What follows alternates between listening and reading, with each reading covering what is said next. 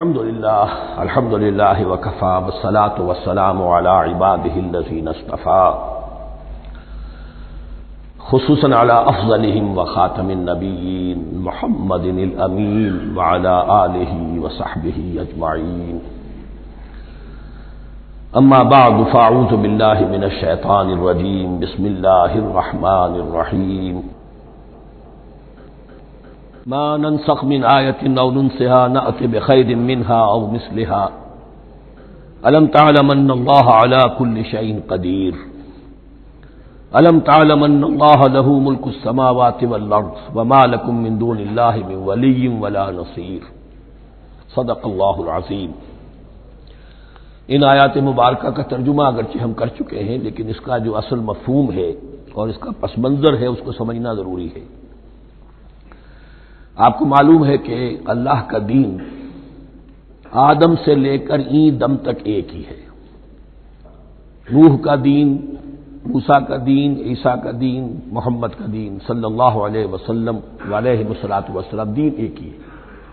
شریعتوں میں فرق رہا ہے، اور یہ فرق جو رہا ہے اس کا اصل سبب یہ ہے کہ نوع انسانی مختلف اعتبارات سے ارتقاء کی مراحل طے کر رہی تھی۔ ذہنی پختگی، شعور کی پختگی، پھر سوشل ایولیوشن، تمدنی ارتقاء، یہ مسلسل جاری تھا۔ لہذا اس ارتقاء کے جس مرحلے میں رسول آئے اسی کی مناسبت سے ان کو تعلیمات دے دی گئی۔ ان میں وہ حصے بھی تھے کہ جو ایٹرنل ہیں، جو ہمیشہ رہیں گے، اور ایسے بھی تھے کہ جو اس زمانے کی مناسبت سے تھے۔ اب جب اگلا رسول آئے گا تو ظاہر بات ہے کہ ان میں سے کچھ چیزوں میں تغیر و تبدل ہو جائے گا، کچھ چیزیں نئی آ جائیں گی، کچھ پرانی ساقط ہو جائیں گی۔ یہ پرانی چیزوں کا ساقط ہونا یہ کہلاتا ہے ناسخ ہونا، ناسخ و منسوخ کا مسئلہ، کہ وہ حکم منسوخ ہو گیا اور اس کی جگہ پر کوئی اور حکم آ گیا ہے۔ یا تو اللہ تعالیٰ تعین کے ساتھ منسوخ فرماتے ہیں، یا یہ کہ اس شے کو سرے سے لوگوں کے ذہنوں سے زائل کر دیتے ہیں۔ اعتراض یہ کر رہے تھے یہودی کہ اگر تو یہ دین وہی ہے جو موسیٰ کا تھا تو ظاہر بات ہے کہ پھر شریعت پوری وہی ہونی چاہیے۔ اس کے اعتراض کا جواب ہے جو یہاں دیا جا رہا ہے، اور یہی مسئلہ پھر قرآن میں بھی ہے۔ قرآن کی بھی تدریج کے ساتھ شریعت کی تکمیل ہوئی ہے۔ جیسا کہ میں نے پہلے عرض کیا تھا، شریعت کا بلو پرنٹ آپ کو سورہ بقرہ میں مل جائے گا آگے چل کر، لیکن شریعت کی تکمیل ہوئی ہے سورہ مائدہ میں۔ یہ جو تقریباً 5-6 سال کا وقفہ ہے، اس میں کچھ احکام شروع میں دیے گئے، پھر ان میں رد و بدل کر کے، اور پھر آخر میں الیوم اکملت لکم دینکم واتممت علیکم نعمتی ورضیت لکم الاسلام دینا۔ تو یہ ناسخ و منسوخ کا مسئلہ صرف سابقہ شریعتوں اور شریعت محمدی میں نہیں ہے صلی اللہ علیہ وسلم، بلکہ خود شریعت محمدی میں بھی زمانی اعتبار سے ارتقاء ہوا ہے۔ کہ پہلے شراب کے بارے میں حکم دیا گیا کہ اس کی مضرت زیادہ ہے، گناہ کا پہلو زیادہ ہے، کچھ فائدے بھی ہیں، بس۔ اس کے بعد آیا اگر شراب کے نشے میں ہو تو نماز مت پڑھو، نماز کے قریب مت جاؤ۔ تو مائدہ میں آخری حکم آ گیا، حل انتم منتہون، اب باز آتے ہو کہ نہیں آتے، حرام کر دیا گیا۔ تو یہ تدریجاً ہوا ہے۔ تو ناسخ و منسوخ قرآن میں بھی ہے، اور ناسخ و منسوخ قرآن اور تورات کے مابین بھی ہے۔ تو ہم نہیں منسوخ کرتے کوئی آیت یا بھلوا دیتے ہیں اس کو، نہ آتے بخیر منہا، ہم اس سے بھی بہتر لے آتے ہیں، او مثلہا، یا اس جیسی ہی۔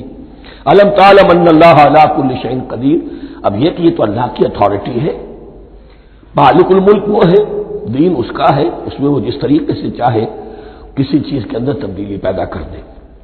الم تعلم ان اللہ لہ ملک السماوات والارض ما لکم من دون اللہ من ولی ولا نصیر ام تريدون ان تسألوا رسولكم كما سئل موسى من قبل، کیا تم یہ چاہتے ہو کہ سوال کرو یا مطالبہ کرو اپنے رسول سے بھی اسی طرح کے جس طرح کی باتیں کی گئی تھی موسیٰ سے پہلے؟ مثلا ہم دیکھ چکے ہیں کہ ان سے کہا گیا کہ ہم نہیں مانیں گے جب تک کہ اللہ کو دیکھ نہ لے عیاناً، یا اسی طرح کے اور مطالبے جو حضرت موسیٰ علیہ السلام سے کیے جاتے تھے۔ یہاں مسلمانوں کو سکھایا جا رہا ہے کہ اس روش سے باز آؤ، ایسی بات تمہارے اندر پیدا نہیں ہونی چاہیے۔ وَمَن يَتَبَدَّلِ الْكُفْرَ بِالْإِيمَانِ فَقَدْ ضَلَّ سَوَاءَ السَّبِيلِ، ظاہر بات ہے ایسی حرکتیں بھی اب مسلمانوں میں سے بھی جو منافقین ان میں شامل تھے وہی کر رہے ہوں گے۔ اس لیے فرمایا کہ جو کوئی ایمان کو ہاتھ سے دے کر کفر کو لے لے گا، یعنی منافق کیونکہ دو طرفہ ہوتا ہے، اب اس کا بھی امکان ہوتا ہے کہ یکسو ہو جائے کفر کی طرف، اور اس کا بھی امکان ہوتا ہے کہ بالآخر یکسو ہو جائے ایمان کی طرف۔ مذبذبین بین ذالک کی کیفیت میں جو مبتلا ہے، اس کے دو یہ امکانات ہیں۔ تو جو کفر کی طرف جا کر مستقل طور پر راغب ہو گیا اس کا ذکر ہے، ومن یتبدل الکفر بالایمان فقد ضل سواء السبیل، تو وہ تو سیدھی راہ سے بھٹک گیا۔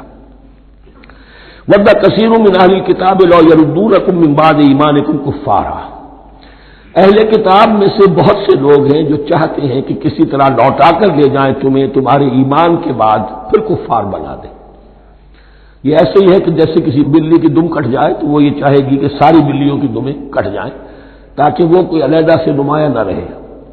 تو وہ چاہتے تھے کہ یہ چیزیں جو ہیں ان کو واپس لے آیا جائے، اہل ایمان کو بھی کفر میں لے آیا جائے، حسدا من عند انفسہم، اور یہ ان کا طرز عمل ان کے حسد کی وجہ سے کہ کیوں یہ نعمت جو ہے ان کو دے دی گئی۔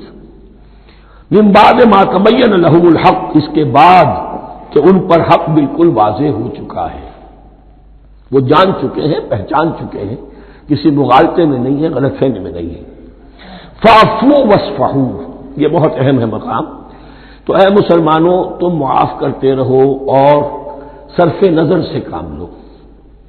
اس کا اصل مطلب کیا ہے؟ ابھی تو چونکہ مدنی دور کا آغاز ہو رہا ہے، ابھی کشمکش کے اور کشاکش کے اور مقابلے کے اور تصادم کے بڑے سخت مراحل آ رہے ہیں۔ چونکہ تمہارا سب سے پہلا جو محاذ ہے وہ تو کفار مکہ کے خلاف ہے، سب سے بڑھ کر وہی آئیں گے، تم پر حملے کریں گے، جنگیں ہوں گی۔ تو فوری طور پر یہ جو آستین کے سانپ ہیں ان کو ابھی چھیڑو مت، جب تک یہ پڑے رہیں ڈورمنٹ، انہیں پڑا رہنے دو۔ ایک وقت آئے گا، یہاں یوں سمجھیے کہ یہ حکم دیا رہا ہے فی الحال انہیں چھیڑو مت، ان کے طرز عمل کے بارے میں زیادہ توجہ نہ دو، فاعفو، معاف کرتے رہو، درگزر کرتے رہو۔ اور وصفحو کہتے ہیں، صفح کہتے ہیں ایک طرف کا، یہ صفح ہے، یہ ورق ہے، صرف نظر کر لینا، دیکھا اندیکھا کر لینا، نظر انداز کر دینا، حتی یاتی اللہ بامرہ، یہاں تک کہ اللہ اپنا فیصلہ لے آئے۔ ایک وقت آئے گا کہ پھر مسلمانوں کو غلبہ آخری حاصل ہو جائے گا، اور جب جو یہ باہر کے دشمن ہیں ان سے تم نبٹ لو گے، پھر یہ کہ ان اندرونی دشمنوں کے خلاف بھی تمہیں اب آزادی دی جائے گی کہ ان کو بھی ان کے کیفر کردار تک پہنچا دو۔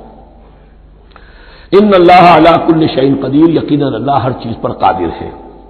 واقیموا الصلاۃ وآتوا الزکاۃ، نماز قائم رکھو، زکوٰۃ دیتے رہو۔ وما تقدموا لانفسکم من خیر تجدوہ عند اللہ، اور جو کچھ بھی تم خیر میں سے، بھلائی میں سے اپنے لیے آگے بھیجو گے، کوئی مال خرچ کر رہے ہو تو خرچ کہاں ہو گیا؟ وہ تو اللہ کے ہاں ڈپازٹ ہو گیا، جمع ہو گیا۔ وما تقدموا لانفسکم من خیر تجدوہ عند اللہ، اسے اللہ کے پاس پاؤ گے۔ ان اللہ بما تعملون بصیر، یقیناً جو کچھ تم کر رہے ہو اللہ اسے دیکھ رہا ہے۔ وقالوا لن يدخل الجنة الا من كان هودا او نصارى، اب دیکھیے جب یہ نئی امت اب تشکیل پا رہی ہے تو یہودی اور نصرانی جو ایک دوسرے کے دشمن تھے مسلمانوں کے مقابلے میں جمع ہو گئے۔ انہوں نے کہنا یہ شروع کیا، وقالوا لن يدخل الجنة، ہرگز نہیں داخل ہوگا جنت میں، الا من كان هودا او نصارى، سوائے اس کے جو یا تو یہودی ہو یا نصرانی ہو۔ جیسے ہمارے ہاں بھی ہوتا ہے، اہل حدیث کے مقابلے میں دیوبندی بریلوی جمع ہو جائیں گے، چاہے وہ آپس میں ایک دوسرے کے ساتھ جو بھی ان کا بیر ہے وہ اپنی جگہ ہے۔ اسی طریقے سے اہل تشیع کے مقابلے میں شاید اور جو ہے اہل سنت کے لوگ جمع ہو جائیں۔ تو ایک کامن اینمی جب آ جاتا ہے تو پھر یہ ہے کہ وہ لوگ جن کے اپنے اندر بڑی کنٹرڈکشنز ہیں وہ پھر ایک متحدہ محاذ بناتے ہیں۔ وقالوا لن يدخل الجنة الا من كان هودا او نصارى تلك امانيهم، یہ لفظ دوبارہ آ گیا، یہ ان کی خواہشات ہیں، من گھڑت خیالات ہیں، ان کی وشفل تھنکنگ ہے۔ قل هاتوا برهانكم ان كنتم صادقين، کہو ان سے لاؤ کوئی دلیل اگر تم سچے ہو، دلیل کتاب سے لاؤ، کہیں تورات میں لکھا ہے یہ، کہیں یہ انجیل میں لکھا ہے، جو تورات اور جو انجیل تمہارے پاس ہے اسی میں سے دکھا دو کہ یہ لکھا ہوا، کہیں لکھا ہوا نہیں۔ اب یہاں پر وہ یونیورسل ٹروتھ آ رہا ہے، بلا من اسلم وجہہ للہ وہو محسن، کیوں نہیں؟ ہر وہ شخص کے جو اپنا چہرہ اللہ کے سامنے جھکا دے اور وہ محسن ہو، اس کا رویہ صدق پر، سچائی پر، حسن کردار پر مبنی ہو، سر کا جھکانا منافقانہ نہ ہو، جزوی نہ ہو کہ کچھ مانا کچھ نہیں مانا۔ بلا من اسلم وجہہ للہ وہو محسن فلہ اجرہ عند ربہ، تو اس کے لیے اس کا اجر محفوظ ہے اس کے رب کے پاس۔ فلا خوف علیہم ولا هم یحزنون، نہ ان پر کوئی خوف ہوگا اور نہ ہی وہ حزن سے دوچار ہوں گے۔ یہ دوسری آیت ہے کہ جس سے کچھ لوگوں نے استدلال کیا ہے کہ ایمان بالرسالت ضروری نہیں ہے۔ اب دیکھیے اس کا جواب وہی ہوگا، نمبر ایک تو یہ ہر جگہ پر ساری چیزیں بیان نہیں کی جایا کرتی، کوئی چیز کہیں بیان کی گئی، کوئی کہیں بیان کی گئی ہے۔ کتاب کو لینا ہے تو پوری کو پوری ایک کتاب کی حیثیت سے۔ دوسرا یہ کہ یہ سارا سلسلہ کرام جو ہے، جو دو بریکٹس کے مابین آ رہا ہے، اس میں پہلے سے ہے وَآمِنُوا بِمَا أَنزَلْتُ مُصَدِّقًا لِمَا مَعَكُمْ وَلَا تَكُونُوا أَوَّلَ كَافِرٍ بِهِ، تو وہ تو ضرب کھا رہی ہے اس پورے کے پورے مضامین کے سلسلے سے جو ان دو بریکٹوں کے درمیان آ رہا ہے۔ اب دیکھیے ایک طرف تو ان کا کہنا یہ تھا کہ جنت میں داخل نہیں ہوگا مگر وہی جو یہودی ہو یا نصرانی ہو۔ اب عمل کیا ہے؟ وَقَالَتِ الْيَهُودُ لَيْسَتِ النَّصَارَىٰ عَلَىٰ شَيْءٍ، یہودی کہتے ہیں نصارہ کی کوئی حیثیت نہیں، کوئی بنیاد نہیں، کوئی جڑ نہیں۔ وقالت النصارى ليست اليهود على شيء، اور نصارہ کہتے ہیں کہ یہود کی کوئی بنیاد نہیں، بے بنیاد لوگ ہیں، کوئی حقیقت ان کی حقانیت ہے ہی نہیں۔ وهم يتلون الكتاب، اور مزہ یہ ہے کہ دونوں ایک کتاب پڑھ رہے ہیں۔ اولڈ ٹیسٹمنٹ تو مشترک ہے یہودیوں میں اور عیسائیوں میں، یہ بہت اہم نقطہ ہے۔ اور جدید عیسائیت میں جو ایک بہت بڑی طاقت ابھر رہی ہے امریکہ میں، وہ ہے کہ جو عیسائیت کو جیوڈائز کر رہی ہے، کیونکہ رومن کیتھولک مذہب جو تھا اس نے تو چونکہ گویا کہ سارا رشتہ توڑ لیا تھا بائبل سے، سارا اختیار پوپ کے ہاتھ میں آ گیا تھا، لیکن پروٹیسٹنٹس نے پھر بائبل کو قبول کیا۔ اب اس کی منطقی انتہا یہ کہ اولڈ ٹیسٹمنٹ کے اوپر بھی اب ان کی توجہ ہو رہی ہے کہ آخر یہ بھی تو ہم مانتے ہیں کہ ہماری کتاب ہے اور اس میں جو کچھ لکھا ہے اس کو نظر انداز کیسے کر سکتے ہیں۔ تو حال ہی میں ہم نے جو ایک سیمینار کیا تھا امریکہ میں، جس میں ایک یہودی عالم بھی آئے تھے، ایک عیسائی بھی آئے تھے، اور مسلمانوں کی طرف سے بھی ہمارے ایک ساتھی بلال کوشل نے بات کی تھی، تو وہاں ایک یہودی عالم نے کہا کہ اس وقت اسرائیل کو سب سے بڑی سپورٹ جو مل رہی ہے وہ ان عیسائیوں سے مل رہی ہے امریکہ میں سے، کہ جو اس وقت ایونجلسٹ کہلاتے ہیں وہاں پر، اور جو ایک بڑا فرقہ بن کر ابھر رہے ہیں۔ بہرحال یہ ان کا طرز عمل ہے۔ وَهُمْ يَتْلُونَ الْكِتَابَ، اور وہ دونوں کے دونوں کتاب کے پڑھنے والے ہیں۔ كَذَلِكَ قَالَ الَّذِينَ لَا يَعْلَمُونَ مِثْلَ قَوْلِهِمْ، اسی طرح کہا تھا ان لوگوں نے کہ جو کچھ بھی نہیں جانتے انہی کی سی بات کہی تھی، یعنی یہ اشارہ ہے مشرکین مکہ کی طرف۔ فَاللَّهُ يَحْكُمُ بَيْنَهُمْ يَوْمَ الْقِيَامَةِ فِيمَا كَانُوا فِيهِ يَخْتَلِفُونَ، تو اللہ تعالیٰ فیصلہ کر دے گا ان کے مابین قیامت کے دن ان تمام باتوں کا جن میں کہ یہ اختلاف کر رہے تھے۔ وَمَنْ أَظْلَمُ مِمَّنْ مَنَعَ مَسَاجِدَ اللَّهِ أَنْ يُذْكَرَ فِيهَا اسْمُهُ وَسَعَىٰ فِي خَرَابِهَا۔ اب دیکھیے یہاں جو بقیہ یہ آیات آ رہی ہیں، تو اگرچہ خطاب تو ہے وہ بریکٹس کے مابین، خطاب میں بنی اسرائیل، لیکن تب یہاں کچھ ریفرنسز اہل مکہ کی طرف شروع ہو گئے ہیں، اور اس کے بعد سے حضرت ابراہیم کا تذکرہ آئے گا، پھر تحویل قبلہ کا ذکر آئے گا۔ تحویل قبلہ میں ظاہر بات ہے کہ وہ قبلہ جو ہے وہ مشرکین مکہ کے قبضے میں تھا اس وقت، اس حوالے سے ریلیونٹ کچھ مضامین جو ہیں اس کی تمہید باندھی جا رہی ہے۔ یہ ساری تمہید ہے جو آگے آنے والا مضمون ہے تحویل قبلہ، جو علامت تھی اس بات کی کہ اب وہ سابقہ امت مسلمہ معزول کر دی گئی اور نئی امت محمد صلی اللہ علیہ وسلم اس مقام پر نصب کر دی گئی، انسٹال کر دی گئی۔ اس کے حوالے سے جو مسئلے اٹھیں گے، اسی لیے قال الذین لا یعلمون مثل قولہم، میں نے عرض کیا کہ یہ مشرکین مکہ کی طرف اشارہ ہے۔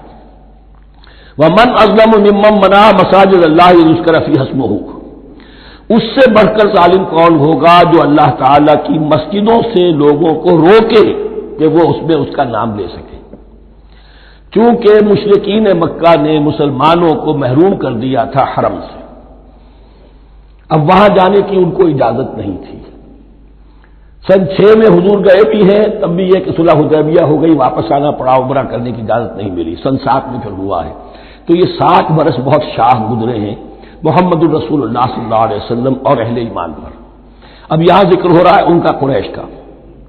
وَمَنْ أَظْلَمُ مِمَّنْ مَنَعَ مَسَاجِدَ اللَّهِ أَن يُذْكَرَ فِيهَا اسْمُهُ وَسَعَىٰ فِي خَرَابِهَا، اور وہ اس کی تخریب میں لگے ہوئے ہیں۔ یہ خراب تخریب سے اسی سے بنا ہے۔ یہ تخریب دو طرح کی ہوتی ہے، ایک ظاہری تخریب ہوتی ہے، کسی مسجد کو گرا دینا، اور ایک ظاہری نہیں باطنی معنوی وہ ہوتی ہے۔ وہ جو تخریب ہے وہ یہ ہے کہ توحید کی بجائے اسے شرک کا اڈا بنا دیا ہے۔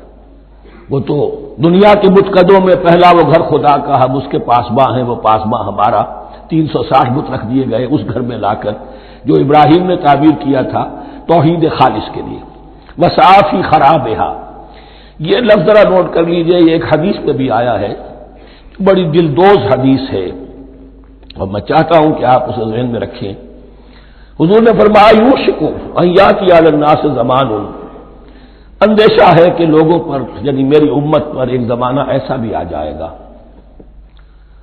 اب گنتے جائیے، لا یبقى من الاسلام الا اسمہ، اسلام میں سے اس کے نام کے سوا کچھ نہیں بچے گا، ولا یبقى من القرآن الا رسمہ، قرآن میں سے اس کے رسم الخط، الفاظ اور حروف کے سوا کچھ نہیں بچے گا، اسی کی اللہ تعالی نے ضمانت دی ہے، یہ محفوظ رہے گا رسم عثمانی۔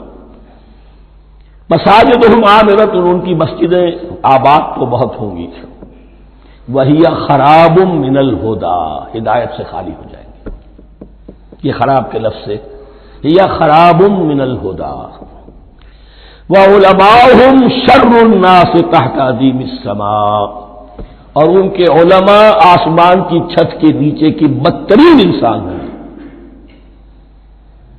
من عندہم تخرج الفتنۃ وفیہم تعود، فتنہ انہی کے اندر سے برآمد ہوگا، انہی میں گھس جائے گا، یعنی ان کا کام فتنہ انگیزی، مخالفت، جنگ و جدال، بھڑکانا، اپنے اپنے فرقے کے لوگوں کے جذبات کو بھڑکاتے رہنا اور مسلمانوں کے اندر اختلافات کو ہوا دینا، یہی ان کا کام رہ جائے گا۔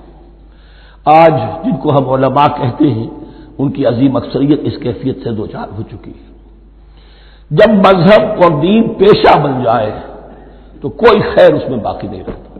یہ دین اور مذہب پیشہ نہیں تھا، اسلام میں کوئی پیشوائیت نہیں، اسلام میں کوئی پاپائیت نہیں، اسلام میں کوئی برہمنزم نہیں، اسلام تو ایک کھلا، ہر شخص کتاب اللہ پڑھے، ہر شخص عربی سیکھے، ہر شخص کو امامت کے قابل ہونا چاہیے، ہر شخص اپنی بچی کا نکاح خود پڑھائے، ہر شخص اپنے والد کا جنازہ خود پڑھے۔ یہ جو ہم نے پیشہ بنا دیا ہے اور پھر انہیں پیسے دیتے، ظاہر بات ہے کہ پھر اس پیشے کے اندر تو پیشے میں عیب نہیں، رکھیے نہ فرحاد کو نام، پھر تو پیشہ میں تو جو کچھ پیشہ ورانہ چشمکیں ہوتی ہیں اور جو خباثتیں ہوتی ہیں وہ آتی ہیں۔ لیکن ساتھ ہی یہ بات واضح رہے کہ علماء حق سے دنیا خالی نہیں ہوگی، علماء حق بھی ہیں، لیکن کسی کے ماتھے پر لکھا ہوا نہیں ہوتا کہ یہ علماء حقانی میں سے اور یہ علماء سوئی میں سے ہے۔ باقی یہ صحیح بات ہے کہ اکثریت ادھر جا چکی ہے، ورنہ امت کا بیڑا غرق نہ ہوتا، سیدھی بات، یہ بیڑا غرق ہوا ہے تو آخر کوئی سبب ہے۔ اولئک ما کان لهم ان يدخلوها الا خائفین، ایسے لوگوں کو تو سوائے اس کے ان کا کوئی مقام نہیں ہے کہ انہیں داخل ہونے کی بھی اجازت نہیں ہونی چاہیے اس میں، یعنی اللہ کی مسجدوں میں، مگر خوف زدہ ہو کر، ڈر کر۔ لہم فی الدنیا خزی، ان کے لیے دنیا میں بھی رسوائی اور ذلت ہے، وَلَهُمْ فِي الْآخِرَةِ عَذَابٌ عَظِيمٌ، اور آخرت میں ان کے لیے عذاب عظیم ہے۔ وَلِلَّهِ الْمَشْرِقُ وَالْمَغْرِبُ، اب دیکھیے تمہید ہو رہی ہے تحویل قبلہ کے لیے۔ اب ظاہر بات ہے کہ بڑی حساس جو ہے وہ ایک کیفیت تھی یہ، تو یروشلم کے ساتھ جن کو دلچسپی تھی اور ان کے دلوں میں اس کی عقیدت تھی، مکہ مکرمہ اور بیت اللہ کے ساتھ جن کو دلچسپی تھی اور ان کے دلوں میں اس کی عقیدت تھی، تو اس حوالے سے یہ قبلہ بدلنا، اور 2 دفعہ بدلا ہے قبلہ۔ پہلے آ کے مدینے میں حضور نے یروشلم کی طرف 16 مہینے نماز پڑھی اور پھر تحویل قبلہ ہوا، تو اب اس میں کئی امتحان ہو گئے، وہ آگے آ جائے گا، لیکن اس کی تمہید باندھی جا رہی ہے۔ للہ المشرق والمغرب، مشرق اور مغرب سب اللہ کے ہیں، یعنی اگر ہم رخ کرتے ہیں مغرب کی طرف تو اس کے معنی یہ نہیں ہے کہ اللہ مغرب میں ہے، معاذ اللہ، اللہ تو جہت سے، مقام سے، ماورا وراء الورا، تو یہ ہے کہ ایک یکسانیت پیدا کرنے کے لیے اجتماعی رنگ دینے کے لیے ایک چیز کو قبلہ بنا دیا، علامت ہے۔ غالب نے ٹھیک کہا ہے، قبلے کو اہل نظر قبلہ نما کہتے ہیں۔ قبلہ جو ہے وہ مسجود تو نہیں ہے پرے سرحد ادراک سے اپنا مسجود، قبلے کو اہل نظر قبلہ نما کہتے ہیں۔ للہ المشرق والمغرب فینما تولوا فثم وجہ اللہ، جدھر بھی تم رخ کرو گے وہ اللہ ہی کا رخ ہے۔ ان اللہ واسع علیم، یقینا اللہ بہت وسعت والا ہے، بہت وسعت والا ہے، وہ کسی سمت میں محدود نہیں ہے، اور علیم ہے، ہر شے کا جاننے والا ہے۔ دیکھیے یہاں یہ آیت کہہ کے اور چھوڑ دیا مسئلہ، اگلے مسئلے پر آ گئے۔ آگے آپ کو پتہ چلے گا کہ یہ در حقیقت ایک تمہید باندھی جا رہی ہے تحویل قبلہ کے لیے۔ وقالوا اتخذ اللہ ولدا سبحانہ، اور ان میں وہ بھی ہیں، اب ظاہر بات ہے یہاں پھر اشارہ ہو رہا ہے وہ اہل مکہ کی طرف، جنہوں نے یہ کہا ہے کہ اللہ نے اولاد اپنے لیے اختیار کی، یعنی وہ کہتے تھے کہ یہ جو فرشتے ہیں یہ اللہ کی بیٹیاں ہیں، نصارہ کہتے تھے کہ حضرت مسیح اللہ کے بیٹے ہیں، اور یہودیوں کا بھی ایک گروہ ایسا تھا جو حضرت عزیر کو اللہ کا بیٹا کہتا تھا۔ بل لہ ما فی السماوات والارض، نہیں، آسمانوں اور زمین میں جو کچھ ہے اسی کی ملکیت ہے، سب مخلوق ہے، مملوک ہے، خالق اور مالک صرف وہ ہے۔ کل لہ قانتون، اور سب کے سب اس کے فرما بردار ہیں، بڑے سے بڑا رسول، بڑے سے بڑا ولی، بڑے سے بڑا فرشتہ، بڑے سے بڑے اجرام سماویہ، سب کل لہ قانتون بدیع السماوات والارض، وہ آسمان اور زمین کو پیدا کرنے والا ہے بغیر کسی شے کے۔ یہ ابداع اور خلق ان میں فرق ہے۔ ابداع، بلکہ شاہ ولی اللہ دہلوی نے حجت اللہ البالغہ کا جو پہلا چیپٹر ہے اس کو یہی 3 عنوان دیے ہیں۔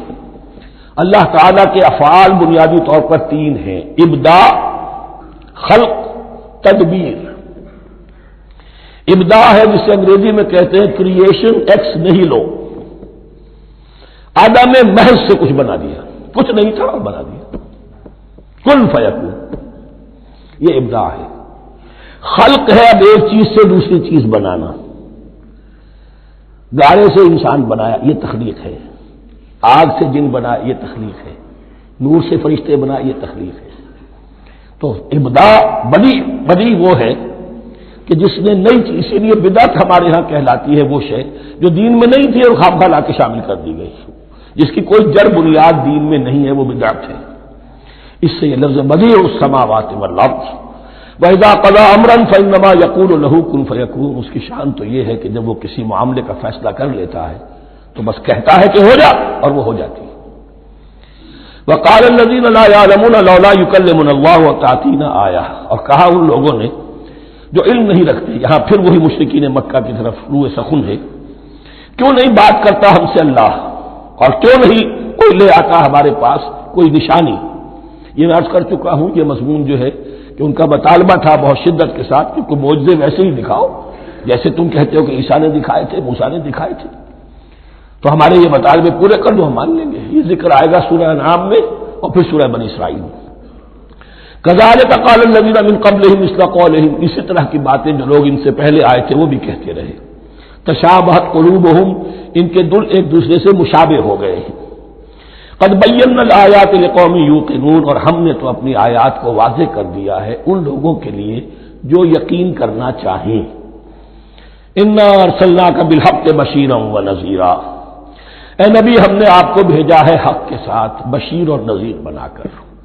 بنیادی حیثیت آپ کی یہ ہے کہ آپ اہل حق کو بشارت دیں، فراح و ریحان و جنت نعیم، فسلام لک من اصحاب الیمین، یہ بشارت دیجیے۔ اور جو غلط راستے پر جائیں، کفر کریں، منافقین میں مبتلا ہوں، ملحد ہوں اور بدعملی کریں، ان کو آپ خبردار کر دیجئے کہ جہنم ان کے لیے تیار کر دی گئی ہے۔ آپ کا کام دعوت ہے، ابلاغ ہے، تبلیغ ہے، نصیحت ہے۔ ولا تسأل عن اصحاب الجحیم، آپ سے سوال نہیں کیا جائے گا جہنمیوں کے بارے میں کہ محمد یہ کیوں جہنم میں پہنچ گئے، ہم نے تمہیں بھیجا تھا، تمہارے ہوتے ہوئے یہ جہنمی کیوں ہو گئے، نہیں، یہ آپ کی ذمہ داری نہیں ہے۔ کون جنت میں جانا چاہتا ہے، کون جہنم میں جانا چاہتا ہے، یہ آدمی کا اپنا فیصلہ ہے۔ آپ کا کام ہے کہ حق کو واضح کر دیں، ہاں وضاحت میں کمی نہ رہ جائے، حق واضح ہو جائے، کوئی اشتباہ نہ ہو، بالکل مبرہن ہو جائے، واضح ہو جائے، بس یہ ذمہ داری آپ کی ہے، اس سے زیادہ نہیں۔ یہ مسئولیت جو ہوتی ہے، انسان اگر اپنی اصل مسئولیت سے زیادہ ذمہ داری اپنے سر پر ڈال لے تو اس سے بھی بہت بڑی بڑی گمراہیاں پیدا ہوتی ہیں، اور اس کا جو تذکرہ ہو رہا ہے بڑی گمراہی تو معاذ اللہ وہ تو ہمارے حوالے سے ہوتی ہے۔ ہمارے ہاں کی بہت سی جماعتیں جو ہیں اسی طرح کی غلطیوں کی وجہ سے وہ غلط راستوں پر پڑ گئی، پوری تحریکیں برباد ہو گئی۔ لیکن یہاں بھی حضور کا معاملہ کیا ہو رہا تھا کہ حضور چاہتے تھے کہ کسی طرح یہ علماء یہود ایمان لے آئے۔ بہرحال حضور کے دل میں رغبت، آخر مکے میں آپ تھے تو دعائیں مانگتے تھے، اے اللہ عمرو بن ہشام اور عمر بن خطاب میں سے کسی ایک کو تو میری جھولی میں ڈال دے۔ تو اسی طرح کی دعا آپ نے کی ہوگی۔ فرمایا وَلَن تَرْضَىٰ عَنكَ الْيَهُودُ وَلَا النَّصَارَىٰ حَتَّىٰ تَتَّبِعَ مِلَّتَهُمْ۔ اے نبی کسی مغالطے میں نہ رہیے، ہرگز راضی نہیں ہوں گے آپ سے نہ یہ یہودی اور نہ نصرانی، جب تک کہ آپ پیروی نہ کریں ان کی ملت کی۔ لہذا امید منقطع کر لیجیے، اس لیے کہ زیادہ امید ہو تو مایوسی ہو جاتی ہے۔ اقبال نے بہت خوب کہا ہے بندہ مومن کے بارے میں، جس کی امیدیں قلیل، جس کے مقاصد جلیل۔ مقصد اونچا لیکن امید قلیل رکھیے، اللہ چاہے گا تو ہو جائے گا، نہیں چاہے گا تو میرا کام تو اپنی حد تک اپنا فرض ادا کر دینا ہے۔ اس سے زیادہ کی جو ہے خواہش اپنے دل میں پالیں گے، کسی اجلت پسندی میں گرفتار ہو جائیں گے، کہیں دائیں بائیں ہک اور کرک کے ذریعے سے کہیں پہنچنے کی کوشش کریں گے اور اپنے آپ کو بھی برباد کر دیں گے۔ لن ترضى عنك اليهود ولا النصارى حتى تتبع ملتهم قل ان هدى الله هو الهدى، کہہ دیجئے دیکھو ہدایت تو ہے اللہ کی ہدایت۔ وَلَئِنِ اتَّبَعْتَ أَهْوَاءَهُمْ، اور نبی آپ بھی کان کھول کر سن لیں، اگر آپ نے ان کی خواہشات کی پیروی کی، یہاں ہم جوڑ دیں گے الفاظ بالفرض بفرض محال، اگر آپ نے ان کی خواہشات کی پیروی کی کہ کچھ چلو لے دو کر معاملہ کر لو، کچھ ان کی بات مانو، کچھ اپنی بات منوا لو۔ یہ مکے میں بھی قریش کی طرف سے بھی آیا تھا کہ کچھ اپنی بات منوا لیجیے، کچھ ہماری بات کمپرومائز کیجیے۔ اب ظاہر بات کہ یہاں اب یہود کے ساتھ یہی معاملہ ہے۔ وَلَئِنِ اتَّبَعْتَ أَهْوَاءَهُمْ بَعْدَ الَّذِي جَاءَكَ مِنَ الْعِلْمِ مَا لَكَ مِنَ اللَّهِ مِنْ وَلِيٍّ وَلَا نَصِيرٍ، اور اگر بفرض محال آپ نے پیروی کی ان کی خواہشات کی، اس کے بعد کہ آپ کے پاس علم آ چکا، تو نہیں ہوگا کوئی بھی اللہ کے مقابلے میں آپ کے لیے کوئی مددگار یا حمایتی۔ معاذ اللہ، حق کی تلوار بڑی ننگی ہے، اور یہاں اللہ کا عدل یہ فرد سے فرد تک بدلتا نہیں ہے، نہ امت سے امت کی طرف بدلے گا، قوم اور کسی اور قوم سے ایک معاملہ، کسی دوسری قوم سے کوئی اور معاملہ نہیں۔ اللہ کے اصول ہیں، اللہ کے قوانین ہیں، اس کی فطرت ہے، فطرت اللہ التی فطر الناس علیہا، پھر یہ کہ اس کی سنت ہے، لن تجد لسنت اللہ تحویلا ولن تجد لسنت اللہ تبدیلا۔ الذین آتیناہم الکتاب یتلونہ حق تلاوتہ، وہ لوگ کہ جنہیں ہم کتاب دیتے ہیں وہ اس کی تلاوت کرتے ہیں جیسا کہ اس کی تلاوت کا حق ہے۔ اس پر میں نے اپنے کتابچے میں بحث کی ہے، تلاوت کا اصل حق کیا ہے۔ مسلمانوں پر قرآن مجید کے حقوق نامی کتابچہ، اب یہاں پہ تفصیل سے بیان کرنے کا وقت نہیں ہے، لیکن ایک بات جان لیجیے کہ تلاوت کا لفظ جو قرآن کے لیے قرآن نے اختیار کیا، یہ بڑا ذو معنیین ہے۔ تلا یتلو ہم اسے بھی کہتے ہیں پڑھنا، اور تلا یتلو کسی کے پیچھے پیچھے چلنے کو کہتے ہیں۔ والشمس وضحاها والقمر اذا تلاها، سورج کے بعد پیچھے آتا ہے چاند۔ تو یتلو کے معنی کیا ہے؟ when you are reading the book you are following the text۔ بعض لوگوں کو دیکھا ہوگا انگلی ان کی چلتی ہے ساتھ ساتھ، وہ بیچارے زیادہ ماہر نہیں ہیں تو تاکہ نگاہ ادھر سے ادھر نہ ہو جائے، ایک سطح سے دوسری سطح پر نہ پہنچ جائے، انگلی بھی ساتھ ساتھ پھیرتے ہیں، تو فالوئنگ دی ٹیکسٹ۔ لیکن اس تلاوت کا اصل حق کیا ہوگا؟ جب آپ اس کتاب کو فالو کریں، اسے اپنا امام بنائیں، اس کے پیچھے چلیں، اس کا اتباع کریں، اس کی پیروی کریں، جس کی کہ دعا ہم کرتے ہیں وَاجْعَلْهُ لَنَا إِمَامًا وَنُورًا وَهُدًى وَرَحْمَةً، تو اللہ تو بنائے گا ہمارا امام اس کو اسی وقت جب کہ ہم فیصلہ کر لیں کہ ہم اس کتاب کے پیچھے چلیں گے۔ الذین آتیناہم الکتاب یتلونہ حق تلاوتہ اولئک یؤمنون بہ، جو اللہ کی کتاب کی تلاوت کا حق ادا کرے اور اس کی پیروی بھی کرے، وہی ہے جو اس پر ایمان رکھتے ہیں۔ جو نہ تلاوت کا حق ادا کرے نہ پیروی کرے، وہ دعویٰ کریں کہ ہمارا ایمان ہے تورات پر اور کتاب پر، تو یہ دعویٰ جو ہے جھوٹا دعویٰ ہے۔ میں وہ حدیث آپ کو سنا چکا ہوں، ما آمن بالقرآن من استحل محارمہ، جس شخص نے قرآن کی کسی حرام کردہ شے کو اپنے لیے حلال کر لیا، اس کا قرآن پر کوئی ایمان نہیں۔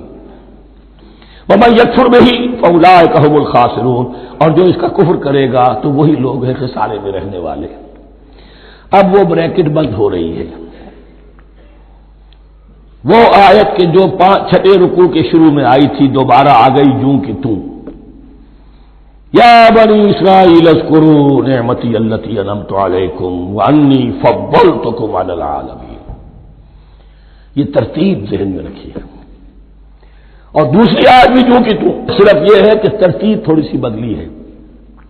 بریکٹ یوں بناتے ہو تو اس کی چونچ ادھر ہوتی ہے تو اس کی چونچ ادھر ہوتی ہے، تو اسی طریقے سے ذہن میں رکھیے کہ دوسری آیت کی ترتیب تھوڑی سی بدل دی، درمیانی، اور وہ بھی درمیان میں چونچ والا معاملہ جو ہوتا ہے۔ واتقوا یوما لا تجزی نفس عن نفس شیئا، یہ تو جو کتو وہی ہے، ڈرو اس دن سے جس دن کوئی جان کسی دوسری جان کے کام نہ آ سکے گی۔ ولا يقبل منها عدل، وہاں کیا تھا ولا يقبل منها شفاعۃ، یہاں کیا آیا ولا يقبل منها عدل، نہ اس سے کوئی فدیہ قبول کیا جائے گا۔ ولا تنفعها شفاعۃ، یہ شفاعت بعد میں لے آئے، عدل پہلے لے آئے، وہاں شفاعت پہلے ہے عدل بعد میں، بس یہ تبدیلی ہے۔ ولا هم ينصرون، اور یہ پھر جو کا تو وہی جو پہلی آیت میں تھا، جو 6 رکوع کی دوسری آیت ختم ہوئی، نہیں انہیں کوئی مدد مل سکے گی۔ یہ جو حصہ تھا جو تقریباً 10 رکوعوں پر مشتمل تھا، سورہ بقرہ کے 18 رکوع کہ جن میں روح سخن ہے سابقہ امت مسلمہ کی طرف، 4 رکوع بڑے عموم کے حامل تھے، لیکن بین السطور وہاں بھی اشارے موجود تھے، روح سخن جو تھا وہ بنی اسرائیل کی طرف۔ 10 رکوعوں میں صراحت کے ساتھ ساری گفتگو انہی سے ہے، الا یہ کہ ایک جگہ مسلمانوں سے خطاب کر لیا، کچھ آخر میں اہل مکہ کا تذکرہ بھی ہو گیا۔ اب اس کے بعد ذکر شروع ہو رہا ہے حضرت ابراہیم علیہ السلام کا۔ وہ بات سمجھ لیجیے کہ کیا وجہ ہے اس کی۔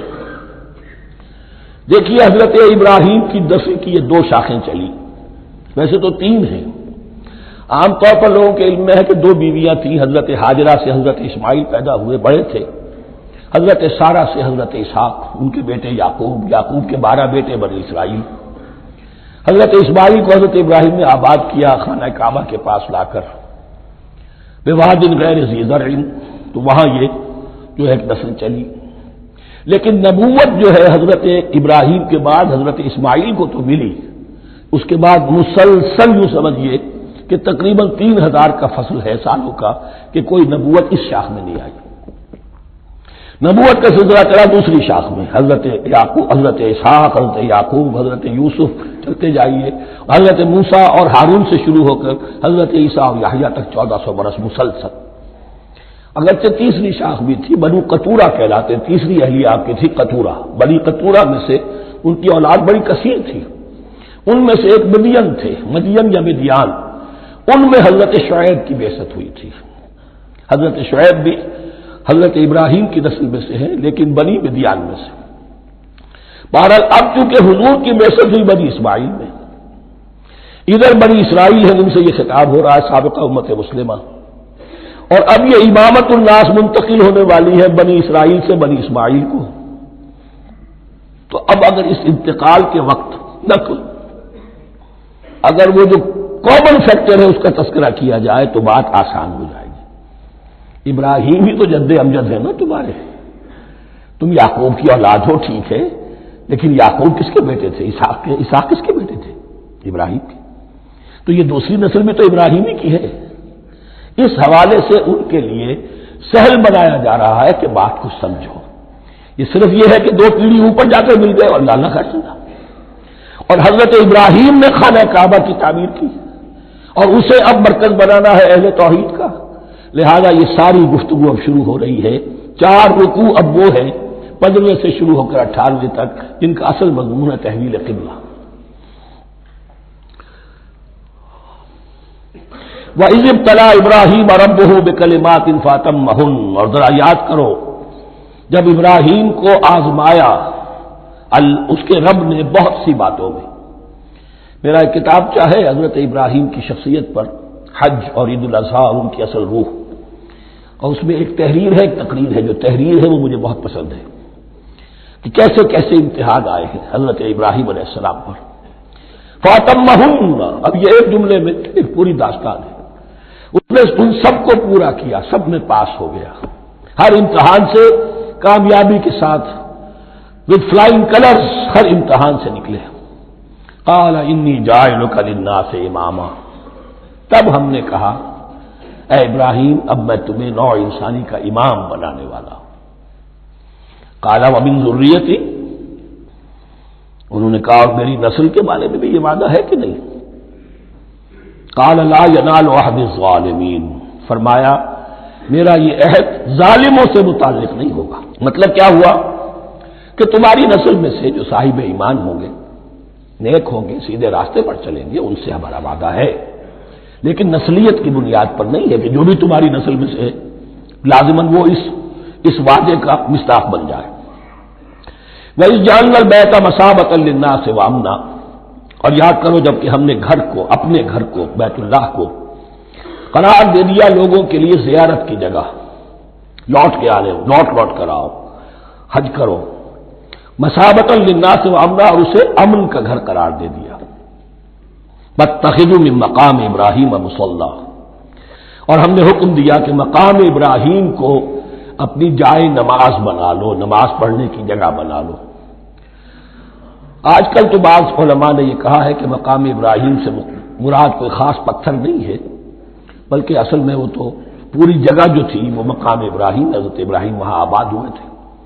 لیکن صحیح بات وہی ہے جو ہمارے سلف سے چلی آ رہی ہے، روایات پختہ ہیں اس کے بارے میں کہ جس طریقے سے حجر اسود جنت سے آیا ہے، ایسے ہی یہ بھی ایک پتھر تھا کہ جو جنت سے لایا گیا حضرت ابراہیم کے لیے جب وہ تعمیر کر رہے تھے. کوئی اور ذرائع تو ابھی تھے ہی نہیں، اس کے اوپر وہ کھڑے ہوتے تھے اور یہ پتھر ہی اونچا ہوتا جاتا تھا خود.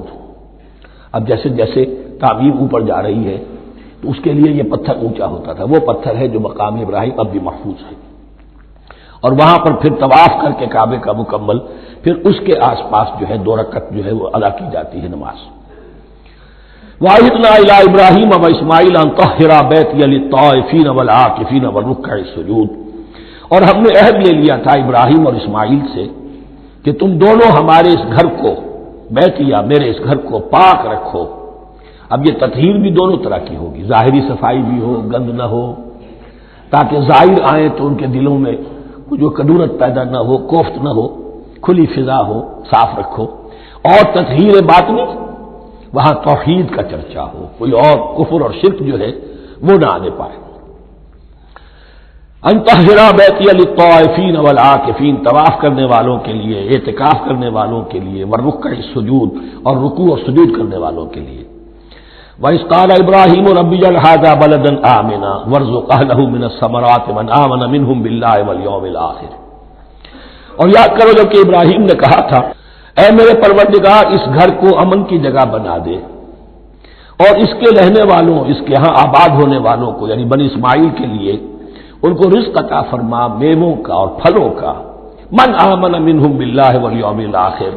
اب یہاں حضرت ابراہیم خود رک گئے کہ میں اپنی ساری اولاد کے لیے یہ دعا نہ کروں، اس لیے کہ وہاں روک دیا گیا تھا لا ینال عہد الظالمین. تو جو بھی ان میں سے ایمان اور عمل صالح والے ہوں اور یوم آخر پر ایمان رکھتے ہوں، اجعل هذا البلد آمنا وارزق اهله من الثمرات من آمن منهم باللہ والیوم الآخر. اب یہاں دیکھیے اللہ تعالیٰ نے گویا کہ ہم کہیں گے ازرہ شفقت مسکراتے ہوئے گویا کہ فرمایا کہ ابراہیم قال ومن کفر، تمہاری اولاد میں سے جو کفر کرے گا فأمتعه قلیلا، اس کو بھی میں دنیا کا ساز و سامان تو دوں گا، امامت میں شامل نہیں کر سکتا، لیکن یہ کہ دنیاوی طور پر مال و متاع جو ہے وہ ان کو بھی میں دوں گا. ومن کفر فأمتعه قلیلا ثم اضطره الى عذاب النار، ہاں پھر اسے کشاں لے آؤں گا جہنم کے عذاب کی طرف. وبئس المصیر، اور وہ بہت ہی بری جگہ ہے لوٹنے کی. وَإِذْ يَرْفَعُ إِبْرَاهِيمُ الْقَوَاعِدَ مِنَ الْبَيْتِ وَإِسْمَاعِيلُ، اور یاد کرو جب کہ ابراہیم اٹھا رہے تھے ہمارے گھر کی بنیادوں کو، اور اسماعیل باپ بیٹا دونوں لگے ہوئے تھے۔ یہاں لفظ جو قواعد آیا ہے اس کو نوٹ کیجئے، قواعد قاعدے کی جمع ہے اور یہ بنیادوں کو کہا جاتا ہے، اور اس میں اشارہ ہے حضرت ابراہیم اصل معمار اور بانی نہیں ہے کعبے کے، کعبہ بنایا ہے حضرت آدم نے۔ ان اول بیت وضع للناس للذی بمکہ، تھا پہلا گھر۔ اب کیسے ممکن تھا حضرت آدم علیہ السلام کے زمانے سے لے کر اور حضرت ابراہیم تک کم و بیش جو ہے 4000 برس ہے، عام اندازہ جو ہے تورات کا اگر آپ لگائیں تو کوئی مسجد نہیں بنی ہوگی کیا؟ یہ پہلا گھر ہے، پہلا وہ گھر خدا کا۔ تو اس کی بنیادیں رہ گئی تھیں، باقی وہ امتداد زمانہ سے، اور چونکہ یہ سیلاب کا راستہ تھا، سیلاب کی وجہ سے وہ سب جو ہے دیواریں بہہ گئی تھی، صرف بنیادیں تھیں۔ ان بنیادوں کو پھر وَإِذْ بَوَّأْنَا لِإِبْرَاهِيمَ مَكَانَ الْبَيْتِ، یہ سورہ حج میں جا کر مضمون تفصیل سے آئے گا۔ اب میں آئے گا کہتا ہوں، آ چکا ہے حقیقت کے اعتبار سے، اس لیے کہ یہ ساری مکی صورتیں ہیں جو نازل ہو چکی ہیں سورہ بقرہ سے بہت پہلے۔ تو جب وہ ان بنیادوں کو اٹھا رہے تھے تو دعائیں مانگ رہے تھے، ربنا تقبل منا انک انت السمیع العلیم، اے رب ہماری اس کوشش کو، ہماری اس مشقت کو، محنت کو قبول فرما۔ باہر گھر بنا رہے ہیں، پتھر اٹھا اٹھا کر لا رہے ہیں، حضرت اسماعیل کی عمر اس وقت لگ بھگ 13 برس ہے، ہاتھ بٹا رہے ہیں۔ ربنا تقبل منا انک انت السمیع العلیم، اے رب ہماری اس کوشش کو شرف قبول عطا فرما، یقیناً تو سب کچھ سننے والا اور جاننے والا ہے۔ ربنا وجعلنا مسلمین لک، اور اے رب ہمیں اپنا فرما بردار بنائے رکھ۔ نوٹ کیجئے ابراہیم کہہ رہے ہیں، تو میں اور آپ اگر مطمئن ہو جائیں کہ میری موت لازماً حق پر ہوگی تو بہت بڑا دھوکہ ہے۔ ڈرتے رہنا چاہیے، اللہ کی پناہ طلب کرتے رہنا چاہیے۔ ربنا وجعلنا مسلمین لک، اے اللہ ہم دونوں کو اپنا فرما بردار بنائے رکھ، ومن ذریتنا امۃ مسلمۃ لک، اور ہم دونوں کی نسل میں سے اٹھائیو برپا کی جو ایک امت جو تیری فرما بردار امت ہو۔ وارنا مناسکنا، اور اے پروردگار تیرا گھر تو ہم نے یہ بنا دیا، اب اس کے جو رسومات ہیں وہ ہمیں سکھا، جو مناسک حج ہیں، ارنا مناسک، اب کیسے حج کریں، کیا آداب ہوں گے، طواف کیسے ہوگا، کیا کریں گے۔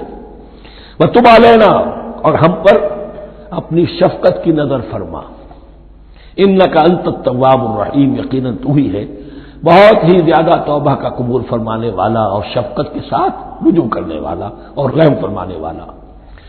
ربنا وبعث فیہم رسولا منہم، اور اے ہمارے پروردگار ہماری اس نسل میں، اب چونکہ ہماری نسل مراد ہے بنی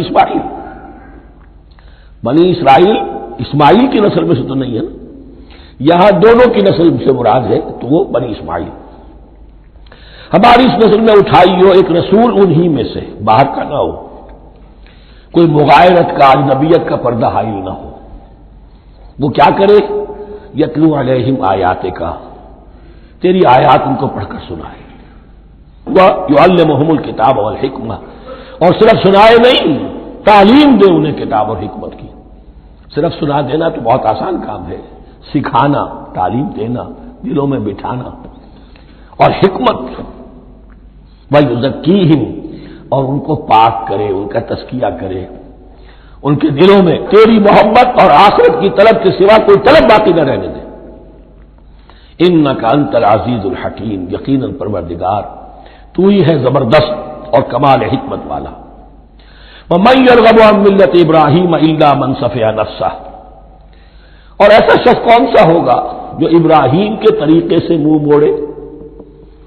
یہ رغبت کا نظر بھی زبان میں دونوں طرف جاتا ہے، رغبہ الا، کسی شے کی طرف رغبت ہونا، محبت ہونا، میلان ہونا، اور رغبہ عن، کسی شے سے متنفر ہونا، کسی شے سے ابا کرنا، اس کو چھوڑ دینا۔ وَمَن يَرْغَبُ عَن مِّلَّةِ إِبْرَاهِيمَ إِلَّا مَن سَفِهَ نَفْسَهُ، سوائے اس کے جس نے اپنے آپ کو حماقت ہی میں مبتلا کرنے کا فیصلہ کر لیا ہو، اور کون ہوگا جو ابراہیم کے طریقے سے منہ موڑے۔ وَلَقَدِ اصْطَفَيْنَاهُ فِي الدُّنْيَا، اور ہم نے تو اسے دنیا میں بھی پسند کر لیا تھا، چن لیا تھا۔ وَإِنَّهُ فِي الْآخِرَةِ لَمِنَ الصَّالِحِينَ، اور یقیناً آخرت میں بھی وہ ہمارے صالح بندوں میں سے ہوں گے۔ اذ قال له ربه اسلم قال اسلمت لرب العالمین، جب جب کہا اس سے اس کے پروردگار نے کہ مانو میرا حکم، اس نے کہا پروردگار قبول ہے تیرا حکم، یہاں تک کہ ذبح کرو بیٹے کو، حاضر۔ یہ آخری امتحان تھا، آخری 100 برس کی عمر میں، 87 برس کی عمر میں دعائیں مانگ مانگ کر بیٹا لیا تھا اسماعیل۔ حضرت سارہ کے ہاں کوئی اولاد نہیں ہوئی تھی، اب وہ 13 برس کا تھا، بازو بن گیا تھا، اور اس وقت ذبح کرنے کا حکم آیا۔ جب بھی کہا ہم نے مانو ہمارا حکم، قال اسلمت لرب العالمین، اللہ تعالی ہمیں بھی توفیق دے کہ اس کی پیروی کریں۔ ووصى بها ابراہیم وبنیہ ویعقوب، اور اسی کی وصیت کی تھی ابراہیم نے بھی اپنے بیٹوں کو اور یعقوب نے بھی۔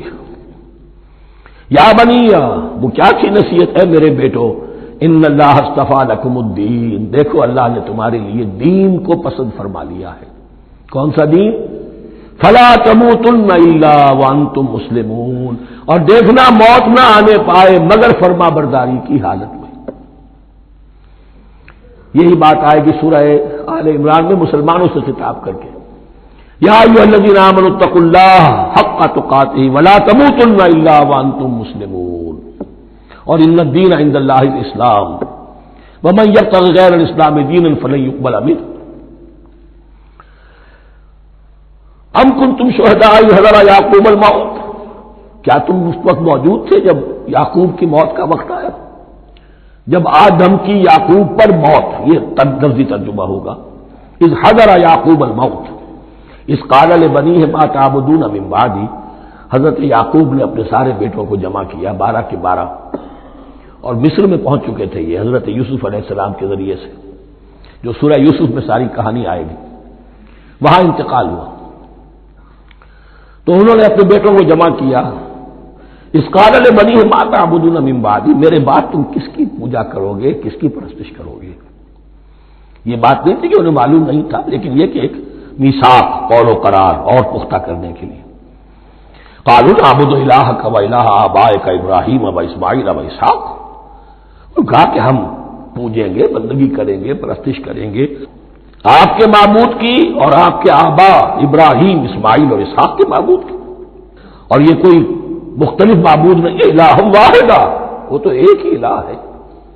وَنَحْنُ لَهُ مُسْلِمُونَ، ہم اس کے لیے اس کے سامنے سر جھکاتے ہیں، اسی کی فرما برداری کا اقرار کرتے ہیں۔ تِلْكَ أُمَّةٌ قَدْ خَلَتْ، یہ آیت 2 مرتبہ آئے گی اسی رکوع میں۔ یہ ایک گروہ تھا انسانوں کا جو گزر گیا، ابراہیم، اسماعیل، اسحاق، یعقوب، ان کی اولاد، قد خلت، وہ گزر گئے۔ لہا ما کسبت ولکم ما کسبتم، ان کے لیے تھا جو انہوں نے کمایا، اور تمہارے لیے ہوگا جو تم کماؤ گے۔ یعنی یہاں پدرم سلطان بود کا کوئی مقام نہیں ہے، ہر شخص کے لیے اپنا عمل، اپنا ایمان، اپنی کمائی۔ ولا تسألون عما كانوا يعملون، تم سے یہ نہیں پوچھا جائے گا کہ وہ کیا کرتے تھے، تم سے پوچھا جائے گا تم کیا کر کے لائے ہو۔ تو راچے ہے پدرم سلطان بود، تو راچے ہے، تم کیا ہو بھائی، تو اپنی بات کرو، باپ تمہارا سلطان تھا، ہوگا۔ وقالوا كونوا هودا أو نصارى تهتدوا، لیکن اس پس منظر میں اب ان کی خباثت کو نمایاں کیا جا رہا ہے کہ یہ تو تھی وصیت ابراہیم کی اور یعقوب کی، اور اس وقت کے یہود و نصارہ کا کیا رویہ ہے؟ قالوا كونوا هودا أو نصارى تهتدوا، وہی متحدہ محاذ حضور کے خلاف۔ یا تو یہودی، انہوں نے کہا کہ یا یہودی ہو جاؤ یا نصرانی تو ہدایت پر ہو جاؤ گے۔ قل بل ملت ابراہیم حنیفہ، کہہ دیجئے نہیں، بل نتبع، ہم تو نتبع یہاں پر محذوف مانیے، بل نتبع ملت ابراہیم حنیفہ، نہیں، ہم تو پیروی کریں گے ابراہیم کے طریقے کی، بالکل یکسو ہو کر۔ وما کان من المشرکین، اور وہ مشرکوں میں سے نہیں تھے۔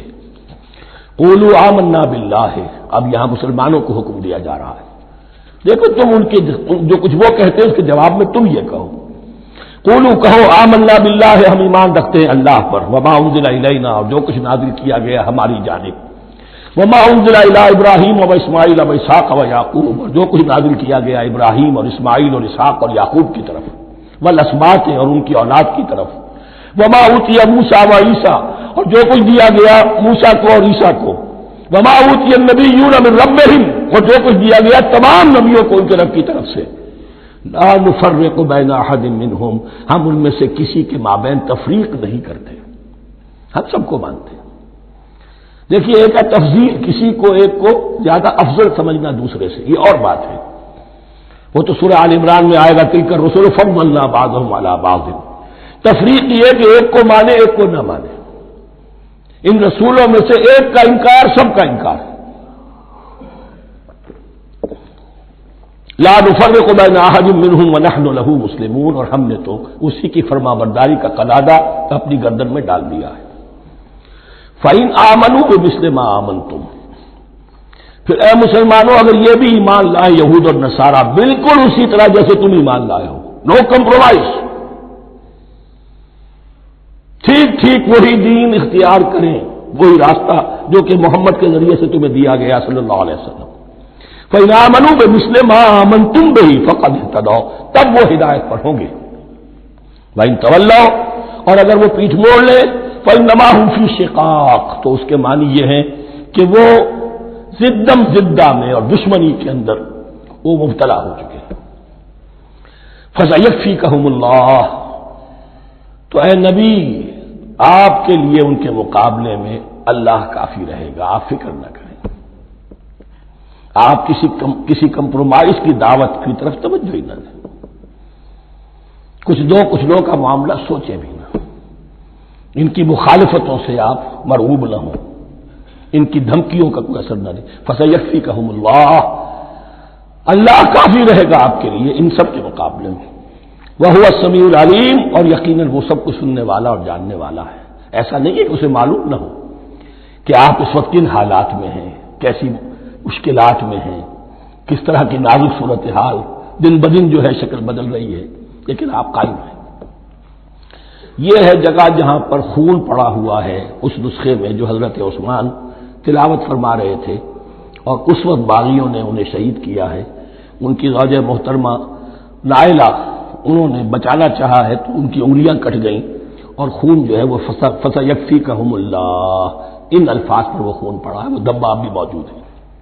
وَهُوَ السَّمِيعُ الْعَلِيمُ، اور وہ سب کچھ سننے والا اور جاننے والا ہے۔ صبغۃ اللہ، کیا مانی یہاں پر بھی ایک آپ کو محذوف ماننا ہوگا، اخترنا صبغۃ اللہ، ہم نے تو اختیار کر لیا ہے اللہ کے رنگ کو۔ وَمَنْ أَحْسَنُ مِنَ اللَّهِ صِبْغَةً وَنَحْنُ لَهُ عَابِدُونَ، اور اللہ سے بہتر رنگ کس کا ہوگا، اور ہم تو بس اسی کی بندگی، اسی کی پرستش کرنے والے ہیں۔ قُلْ أَتُحَاجُّونَنَا فِي اللَّهِ وَهُوَ رَبُّنَا وَرَبُّكُمْ، اے نبی ان سے کہیے کہ کیا تم ہم سے محاجہ کر رہے ہو، حجت بازی کر رہے ہو، جھگڑ رہے ہو، دلیل بازی کر رہے ہو اللہ کے بارے میں؟ وَهُوَ رَبُّنَا وَرَبُّكُمْ، وہ تو ہمارا رب بھی ہے تمہارا رب بھی ہے، رب تو ایک ہے، رب بھی ایک، اس کا دین بھی ایک، ہاں شریعتوں میں فرق ہوا۔ قُلْ أَتُحَاجُّونَنَا فِي اللَّهِ وَهُوَ رَبُّنَا وَرَبُّكُمْ وَلَنَا أَعْمَالُنَا وَلَكُمْ أَعْمَالُكُمْ، رب تو ہمارا بھی وہ تمہارا بھی وہ، البتہ ہمارے لیے ہوں گے ہمارے عمل، تمہارے لیے ہوں گے تمہارے عمل۔ وَنَحْنُ لَهُ مُخْلِصُونَ، اور ہم تو اس کے لیے اپنے آپ کو خالص کر لینے والے ہیں۔ یہ ذرا 3 الفاظ یہاں پہ نوٹ کر لیجئے، یہ میرے اور آپ کے لیے لمحہ فکریہ ہیں۔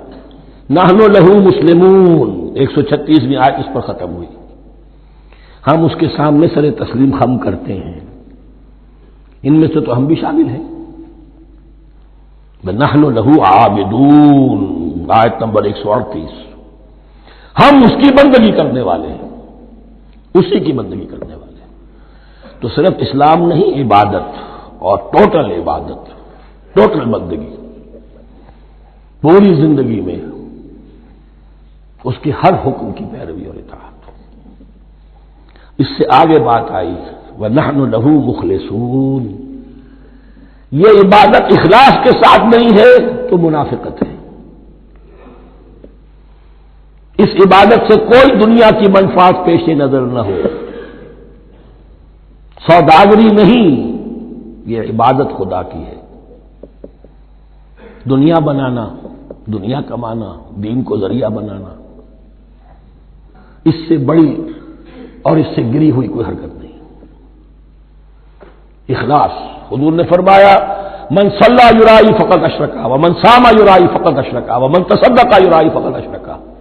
جس نے نماز پڑھی دکھاوے کے لیے اس نے شرک کیا، جس نے روزہ رکھا دکھاوے کے لیے اس نے شرک کیا، اور جس نے صدقہ خیرات دیا دکھاوے کے لیے اس نے شرک کیا۔ فنحن له مخلصون، نحن له مسلمون، نحن له عابدون، نحن له مخلصون۔ اللهم ربنا اجعلنا منهم، اللهم ربنا اجعلنا منهم۔ ام تقولون ان ابراہیم واسماعیل واسحاق ویعقوب والاسباط كانوا هودا او نصارى؟ کیا تمہارا کہنا یہ ہے کہ ابراہیم اور اسماعیل اور اسحاق اور یعقوب اور ان کی اولاد یہودی تھے یا نصرانی تھے؟ تم جو کہتے ہو کہ یا یہودی ہو جاؤ یا نصرانی تب ہدایت پاؤ گے، تو ابراہیم یہودی تھے یا نصرانی؟ اور اسحاق اور یعقوب اور یوسف اور موسیٰ اور عیسیٰ یہ کون تھے؟ یہی بات آج مسلمانوں کو سوچنی چاہیے۔ محمد الرسول اللہ اور ان کے اصحاب دیوبندی تھے یا بریلوی تھے یا اہل حدیث تھے یا شیعہ تھے یا سنی تھے؟ ان تقسیموں سے اوپر ہونے کی ضرورت ہے۔ اللہ کے ساتھ اخلاص کا تقاضا یہ ہے، ٹھیک ہے ایک فقہی مسلک کے اعتبار سے ایک شخص کسی مسلک کی پیروی کر رہا ہے، لیکن اپنے آپ کو اس سے آئیڈینٹیفائی کرانا اور اس مسلک کو مقدم رکھنا دین پر، اور اس مسلک ہی کے لیے محنت اور مشقت اور بھاگ دوڑ تبلیغ ہو رہی ہے اسی کی، یہ چیز بالکل اس اصل حقیقت کے خلاف ہے کہ جو اللہ کے دین نے ہمیں سکھائی ہے۔ ام تقولون ان ابراہیم واسماعیل واسحاق ویعقوب والاسباط كانوا هودا او نصارى قل انتم اعلم ام اللہ، کہیے ان سے کہ تم زیادہ جانتے ہو یا اللہ زیادہ جانتا ہے۔ من اظلم ممن كتم شهادة عنده من اللہ، کان کھول کر سن لو، اس سے بڑھ کر ظالم کون ہوگا جس نے اللہ کی ایک گواہی جو اس کے پاس تھی اسے چھپا لیا۔ تمہارے پاس گواہیاں ہیں، علماء یہود جانتے تھے یہ اللہ کے رسول ہیں جن کے ہم منتظر تھے، اس گواہی کو چھپائے بیٹھے۔ ومن اظلم ممن كتم شهادة عنده من اللہ وما اللہ بغافل عما تعملون، اور اللہ ہرگز غافل نہیں ہے کہ اس سے جو تم کر رہے ہو۔ تلک امۃ قد خلت، یہ گروہ مقدس جماعت تھی یہ جس کے یہ گلے سرسبد تھے، یہ گزر گئے۔ لہا ما کسبت ولکم ما کسبتم، جو کمائی انہوں نے کی، جو عمل انہوں نے کمائے وہ ان کے لیے، تمہارے لیے نہیں۔ تمہارے لیے وہ ہوگا جو تم کماؤ گے۔ ولا تسألون عما كانوا يعملون، اور تم سے ان کے عمل کے بارے میں نہیں پوچھا جائے گا کہ انہوں نے کیا کیا، تم سے سوال یہ ہوگا کہ تم نے کیا کیا۔ بارک اللہ لی ولکم فی القرآن